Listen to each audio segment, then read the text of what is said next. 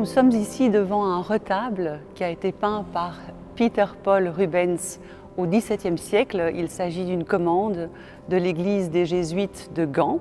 Et ce qui était très à la mode à l'époque, il s'agit d'une scène de martyr, plus précisément le martyr de Saint-Liévin. Alors un soir, il a eu la mauvaise idée de traverser un bois où il a été attaqué par des brigands qui l'ont torturé à mort. Ce qu'on voit ici, donc Saint-Liévin est à genoux. L'un des brigands a le couteau ensanglanté entre ses dents, donc il y a quelque chose d'assez bestial.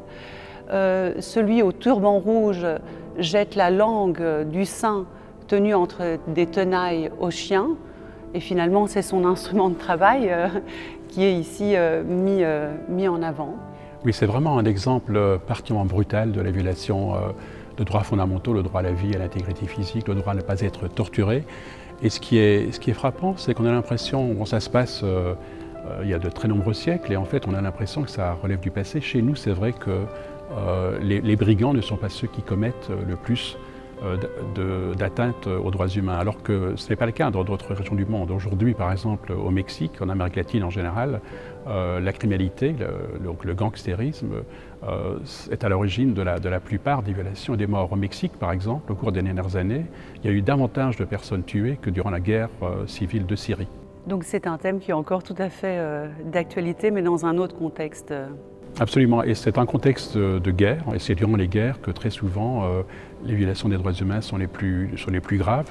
Les armées, mais aussi des bandes, des paramilitaires, des milices profitent du chaos pour violer les droits humains, notamment des civils. Et c'est pour ça qu'on a d'une certaine manière inventé ou cherché à inventer une protection, le droit de la guerre, les conventions de Genève par exemple, qui font partie aujourd'hui des droits les plus essentiels au travers du droit humanitaire international. Alors c'est vrai qu'ici nous sommes dans un contexte de guerre de religion entre protestants et catholiques. Alors ici, je dirais aussi que Saint-Liévin est comme une figure d'identification pour le spectateur qui lui aussi, dans ce contexte de guerre religieuse, devait être prêt à se sacrifier pour sa foi, donc à souffrir, voire à mourir pour elle.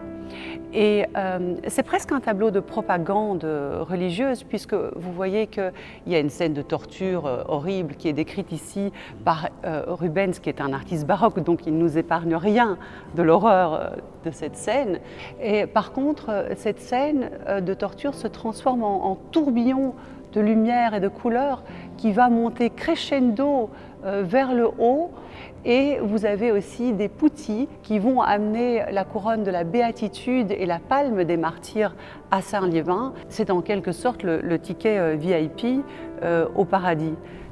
L'exemple le plus atroce de ces guerres de religion, on les a connus aussi au siècle dernier, lorsque ces conflits entre des groupes, qu'ils soient religieux ou qu'ils soient ethniques, se transforment en génocide, que ce soit l'Holocauste, que ce soit le génocide des Arméniens, que ce soit durant la guerre des Balkans ou en Afrique centrale avec le génocide des Tutsis. Donc je pense que vraiment ce tableau nous amène à réfléchir énormément à l'inhumanité de nos sociétés à l'époque, mais aussi aujourd'hui.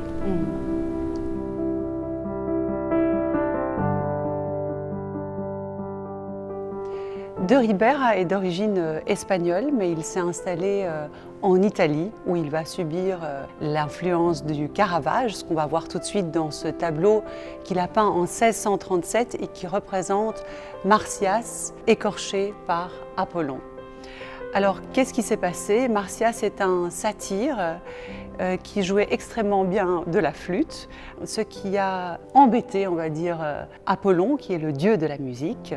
Et un concours s'installe entre les deux pour voir qui des deux allait jouer le mieux de son instrument. Et par la ruse, c'est Apollon qui va gagner et qui va punir l'arrogance de Marsyas, qui a osé défier l'un des tout grands dieux de l'Olympe quand même, Apollon. Et il va lui infliger une torture mais aussi une humiliation. Et en fait, ce qui est saisissant dans ce tableau, c'est de voir la désaffectation, le calme olympien, on a envie de dire, d'Apollon, Et l'étonnement, la douleur extrême de Marsyas, qui est convulsé en arrière et qui n'est plus qu'un seul cri de douleur.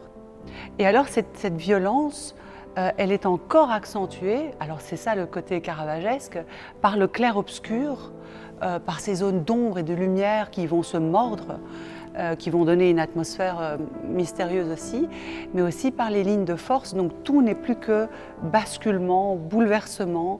On est sur des diagonales qui introduisent quelque chose de très instable, de très énergique et dynamique dans le tableau. Mais c'est vrai que ce tableau est particulièrement violent et c'est vrai que d'une certaine manière, le mouvement des droits de l'homme s'inscrit totalement contre ce que dit ce tableau, et notamment parce que tout d'abord, il y a ici un pouvoir absolu qui est exercé contre une personne.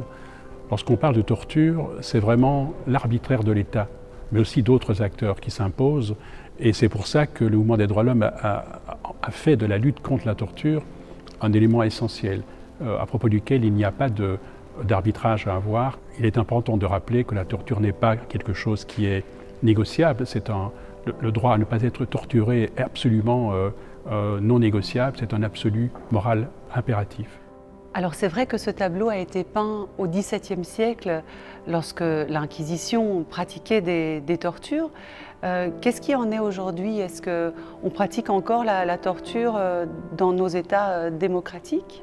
Sous l'Inquisition, la torture était absolument l'arme de choix. Et on a pu penser que par la suite, avec l'évolution démocratique, les pays qui se réclamaient des droits humains, par exemple, ne pratiqueraient plus la torture. Et puis il y a eu la Convention contre la torture qui a été adoptée dans les années 80. Et on aurait pu penser qu'à ce moment-là, les États qui l'avaient signé ne respecteraient cet engagement. Mais il est vrai qu'effectivement, les démocraties, lorsqu'elles se sentent menacées, ont très vite ce réflexe d'invoquer la torture et de dire que c'est un élément essentiel, un mal pour lutter contre un plus grand mal. Mais je pense que c'est pour cette raison-là que régulièrement des États torturent, démocratiques ou pas, qu'il faut à tout prix réaffirmer ce principe essentiel de l'intégrité absolue de la personne humaine.